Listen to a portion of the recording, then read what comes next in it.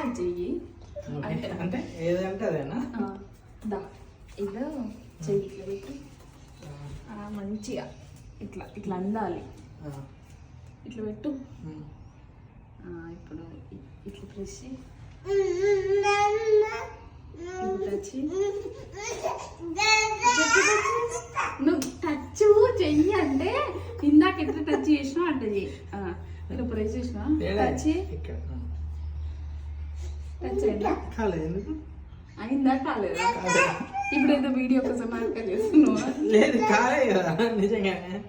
Magic అదే వచ్చి నేను కూడా టచ్ చేయి.